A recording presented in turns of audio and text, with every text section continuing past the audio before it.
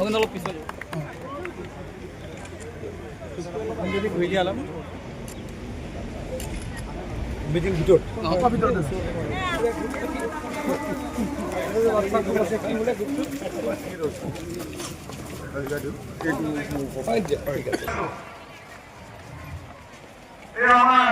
আমাৰ জাগিৰ সমষ্টিৰ স্থানীয় বিধায়ক শ্ৰীযুক্তি হাজৰিকা ডাঙৰীয়া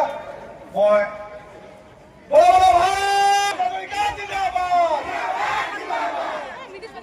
আবণ্টন দিলে আৰু জাগিৰবাসীৰ কাৰণে যিটো দীৰ্ঘদিনীয়া সমস্যা সমাধান হ'ব এই সুযোগত আমাৰ গৌৰৱ আছিল পেপাৰ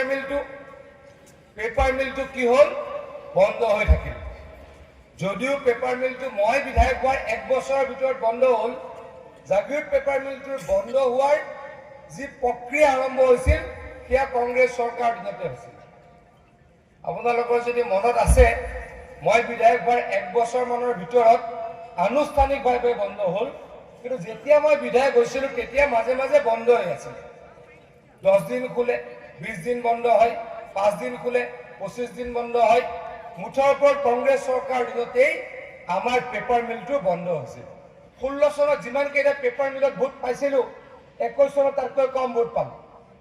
কিয় মানুহে আমাকে দুখ দিলে আমি কামটো কৰিব নোৱাৰিলোঁ কিন্তু মই আজি আপোনালোকক গৌৰৱৰে কওঁ আজি মই আনন্দৰে কওঁ যে অসমৰ দুটা পেপাৰ মিল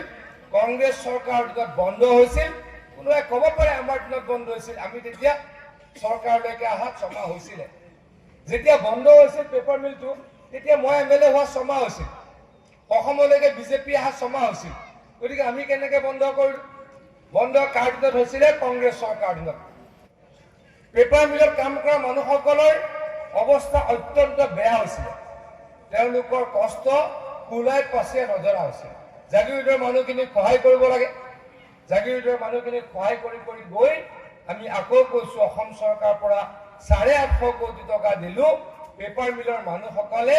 তেতিয়া কি হ'ল তেওঁলোকে পেঞ্চন পালে তেওঁলোকে তেওঁলোকৰ বানচ পালে যিখিনি পাব লগা আছে পালে কোনোবা জাগিৰোডৰ পৰা গুচি গ'ল কোনোবা মেক্সিমাম যদি আহিলে এই জ্যোতিকুচি অঞ্চললৈকে আহিলে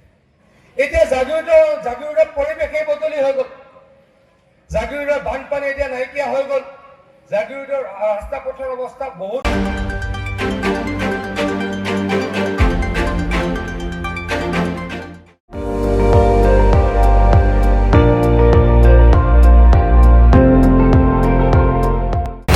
আপুনি চাই আছে ND24 সৰ্বশ্ৰেষ্ঠ নহয় সৰ্বোত্তমৰ দৌৰত